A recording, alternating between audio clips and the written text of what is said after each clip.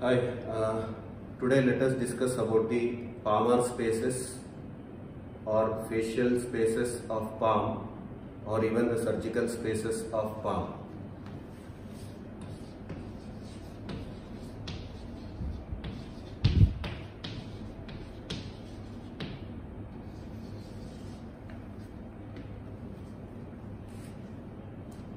Three facial lined potential spaces limited by fibrous septa are present in the palm. Two are present in the region of the central hollow of the palm and one is present in the region of the distal phalanx of the medial forefingers, distal phalanx of all the fingers. Okay. These are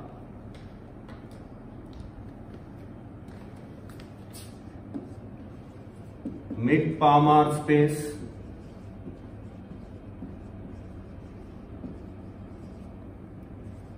and thenar space.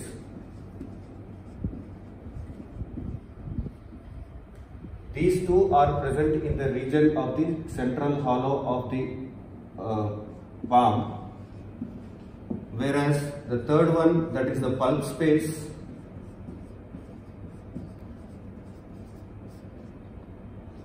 is seen along the distal phalanx of fingers. Okay.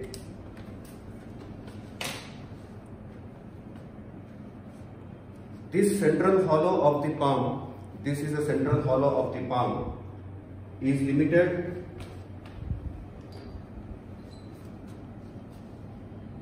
the central hollow of the palm. If you take a transverse section here, it is occupied by palmar aponeurosis in front like this, being limited on either sides. This is the thenar eminence and this one is the hypothenar eminence. This is hypothenar eminence and this is the thenar eminence. That means this is the thenar eminence, this is hypothenar eminence. Thenar eminence being larger, hypothenar eminence comparatively smaller, and if you take a transverse section like this, here you can see this as the palmar aponeurosis. This is a central palmar aponeurosis. Behind those palmar aponeurosis, we find four flexor tendons of superficialis. These are the four tendons of flexor digitorum superficialis. The four tendons of flexor digitorum profundus. Flexor digitorum profundus. And this is first lumbrical, second lumbrical, this one is the third lumbrical, and this is fourth lumbrical. Is it clear? I repeat, this one is palmar aponeurosis,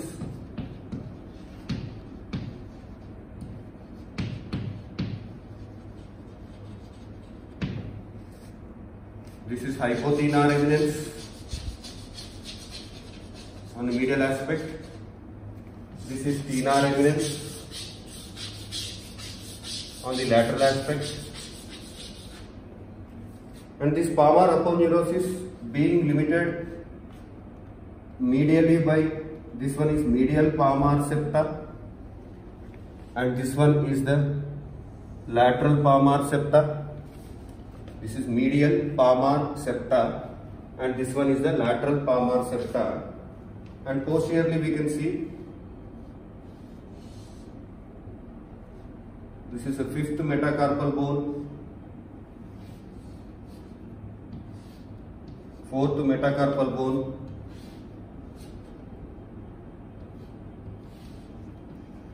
third metacarpal bone, first metacarpal bone and the second metacarpal bone. I repeat again, this one is the medial palmar septa. Medial palmar septa and similarly this one is the lateral palmar septa.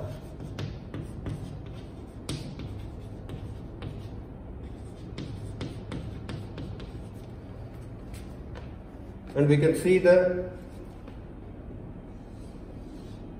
this is palmar interosseous muscle,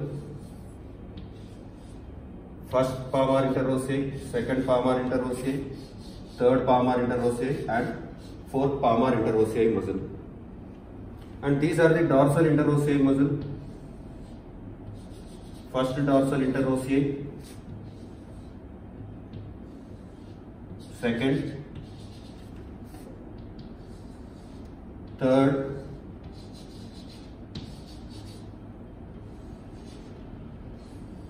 and fourth muscle, which is the bipinnate muscles.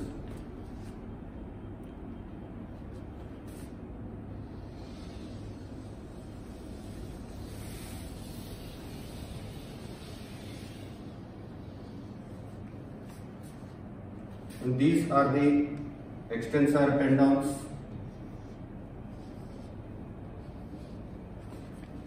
This is dorsal subaponeurotic space.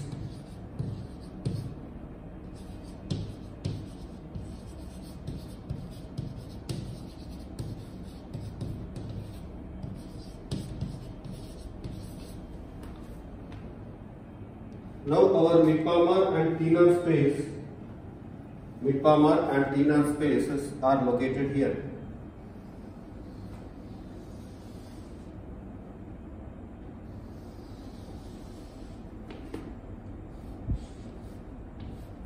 This is mid-palmar space present medially, and this is thenar space present laterally,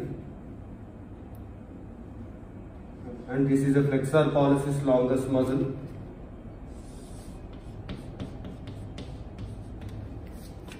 And this one is the intermediate fibrous septum. Now with this diagram, now it becomes easy for us to understand the two spaces in the palm, that is a MPS, which is mid-palmar space, and this is thenar space. Is it clear? This mid-palmar space is a triangular space. Now let us talk about it in detail. This is the mid-palmar space present along the medial aspect of the hollow of the palm. Thenar space present along the lateral aspect of the hollow of the palm. This mid-palmar space is triangular space, which is superficially this space which now I am shading the space. This space is mid-palmar space. Superficially it is related to what? The flexor tendons concerned with little finger, ring finger and middle finger. That is the flexor tendons of flexor digitorum superficialis. More superficially by the medial half of the palmar aponeurosis. First it is medial half of palmar aponeurosis, then the medial three tendons of flexor digitorum superficialis with their surrounded by their synovial sheaths. Then we have flexor digitorum profundus tendons concerned with little finger, ring finger and middle finger. Third and fourth lumbrical muscle, this is third lumbrical and this is the fourth lumbrical muscle. I repeat, the mid-palmar space, which is the triangular space situated on the medial aspect of the palm, and the boundaries of it are superficially medial half of palmar aponeurosis, flexor tendons concerned with little finger, ring finger and middle finger of flexor digitorum superficialis and their surrounding synovial sheaths. The flexor tendons of flexor digitorum profundus concerned for little finger, ring finger and middle finger and surrounded by their synovial sheaths. The third and fourth lumbrical muscles. These are the superficial relations of this mid-palmar space. Now deep relations, that means which lie deep to this space, are the region between the third to fifth metacarpal bones with their intercarpal spaces occupied by third and fourth palmar interossei, third and fourth dorsal interossei, and the fascia covering them. The posterior relations are third, fourth, fifth metacarpal bones, and the region between them, which include the palmar interossei, the dorsal interossei of third and fourth palmar interossei, third and fourth dorsal interossei, and fascias covering them. Medially, this is the medial relation. So medially it is limited by what? Medial palmar septa. Medial palmar septa, which extends from the apex of fifth metacarpal bone to medial margin of palmar aponeurosis. This is the medial palmar septa, this one, which extends from the apex of fifth metacarpal bone to the medial margin of palmar aponeurosis. Laterally is this one. This is intermediate fibrous septum. This is intermediate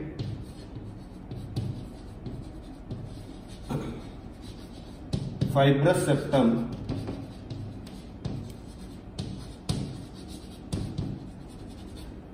which extends from the undersurface of flexor digitorum profundus tendon concerned with middle finger and below to the apex of palmar aspect of third metacarpal bone.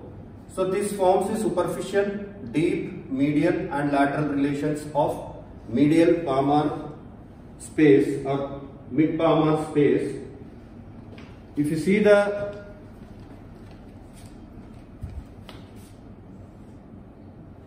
proximal and distal extent of it,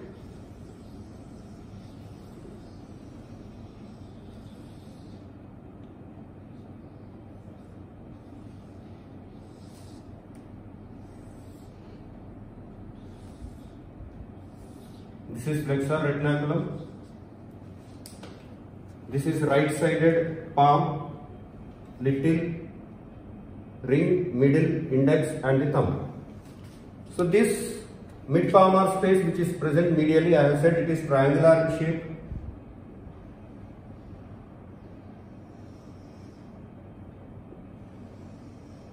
Like this. This is mid palmar space. Since we have covered the superficial relation, deep relation, medial relation and lateral relation, now coming to the proximal extent. Proximally it is practically closed by the fusion of parietal layer of ulnar bursa with the flexor retinaculum, and finally it blends with the flexor retinaculum. And deep or distally it splits into two diverticula. It splits into two diverticula or lumbrical canal.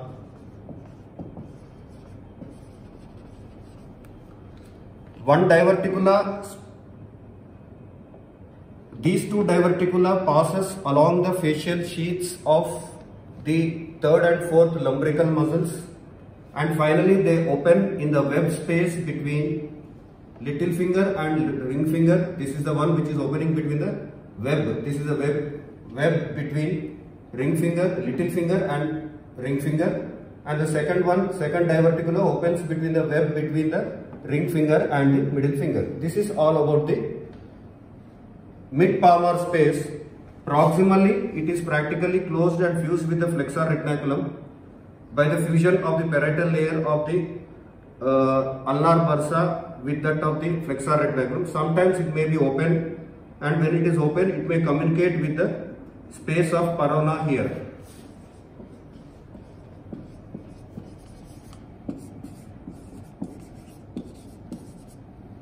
This space of Parona is a facial line potential space present in the region between the tendons of flexor digitorum profundus and below the pronator quadratus. Between the tendons of flexor digitorum profundus and below the pronator quadratus there lies a potential space, and that space is called as space of Parona. which extend practically upwards till the anterior oblique line where the flexor digitorum superficialis is attached. Okay. Now coming to the thenar space, the lateral space, which is the thenar space, it is also triangular. It is also triangular.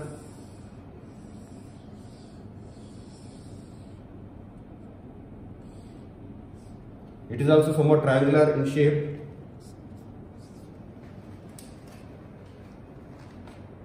Superficially, it is related to the lateral part. Now this is the thenar space. This one is the thenar space.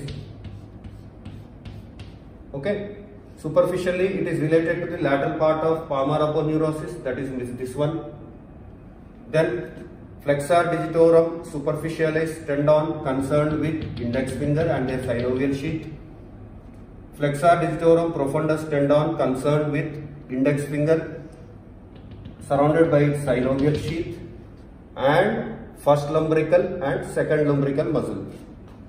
Not only this, it is also related to the thenar eminence somewhat anteriorly because it is bulging. This is bulging here. It is overlapping the space. So this thenar eminence also forms the superficial relation to it. Deep, it is related to the first metacarpal bone, second metacarpal bone and the third metacarpal bone, along with adductor pollicis muscle. This is adductor pollicis muscle.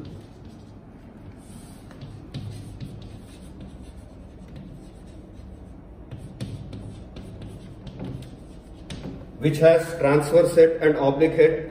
Both forms the deep relation to this space, along with first and second palmar interossei and first and second dorsal interossei and the facial lining covering the interossei muscles. All this forms the deep relations of thenar space. Again I repeat, the deep relations are first, second, third metacarpal bone, the adductor pollicis muscle, the first and second palmar interossei, the first and second dorsal interossei muscle, and the facial lining covering the muscles.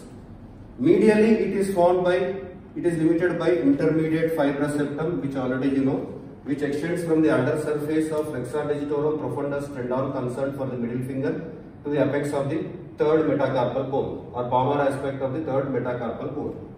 Laterally, it is limited to a muscle called flexor pollicis longus. So this is a flexor pollicis longus muscle, which is related laterally. This flexor pollicis longus muscle separates this space from the thenar eminence here, and some portion of this space may project somewhat backwards and downwards here, like this, between the adductor pollicis muscle and first metacarpal bone. This is an extension of this space here, like this space, and this is flexor pollicis longus. The space may extend somewhat backwards through the gap between adductor pollicis and first metacarpal bone. Proximally, the extent is same like that of mid-palmar space. It is practically closed at the flexor retinaculum by the fusion of the ulnar bursa with the flexor retinaculum. If open, this space may also communicate with the space of Parona present over here. And distally, it splits into two webs. It splits into two diverticula or lumbrical canal. Each diverticula passes along the facial sheaths lining the facial sheaths of the first and second lumbrical muscle, and finally they open in the web space between index finger and middle finger and index finger and thumb. These two are the diverticula or the lumbrical canal. So this is all about the anatomical extent of mid-palmar space and thenar space. Coming to its applied aspect, if you see, these spaces normally are not apparent. Now in me it is not apparent, but when it is infected, when it is accumulated with pus, it becomes more apparent, it becomes more painful with little swelling, and the reasons for the infection of these spaces characterized by the accumulation of pus in this space are tenosynovitis of the overlying tendons, and let it be any space, it is limited by flexor tendons lined by synovial sheaths. When there is an inflammation of the synovial sheaths, we call it as tenosynovitis of the overlying tendons. Number 1, fractures of underlying metacarpal bones. If there is a fractures of underlying metacarpal bones, it can lead to accumulation of pus. Osteomyelitis of the underlying bones, local infections. Because of all these things, there may be accumulation of pus within these spaces, leading to throbbing pain, and the treatment is, if it is minimal infection, it can be treated with an antibiotics, but when the surgical correction is needed, then exploring this diverticula or the lumbrical canals, cutting across this diverticula and lumbrical canals and squeezing out the secretions outside will serve the purpose. Is it clear? So this is all about the mid-palmar space and the thenar space. Thank you.